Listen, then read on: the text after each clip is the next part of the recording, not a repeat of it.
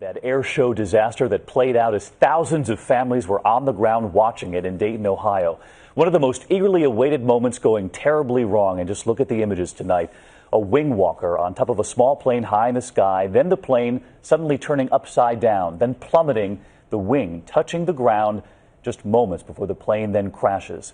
And there is video tonight as well showing another view of that plane crossing the sky, going out of sight there, and then suddenly crashing into that fireball.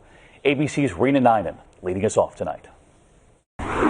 These were the final moments for wing walker Jane Wicker and her pilot. Screams heard throughout the Dayton Air Show, her plane plummeting to the ground into a giant ball of fire. Witnesses say she was performing one of her famous stunts, sitting on the wing of the plane as it turned upside down. In this video, she describes the incredible acrobatics she performed. And we're going about 140 to 150 miles an hour, and the wind is really intense. So I have to brace myself and keep everything tight until we get up upside down. Wicker had only returned to the skies last week after recovering from a previous injury not related to wing walking, tweeting this about today's show. In Dayton, ready to rock this town. Had a great drive, must get to bed if I want to be fresh for those 6:40 a.m. and 7:10 a.m. interviews.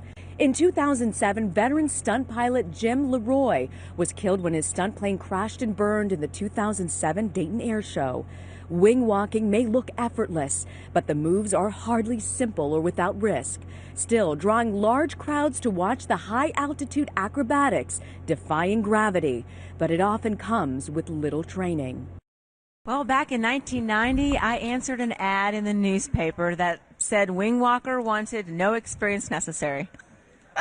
So it was on the job? It was on the job training. She said it was answering that ad for wing walking for one of the small planes similar to the ones you see behind me here in Virginia that her passion began, realizing the skies were her true home. NTSB officials say they will be investigating today's deadly crash. Meanwhile, in Dayton, officials say the show will go on.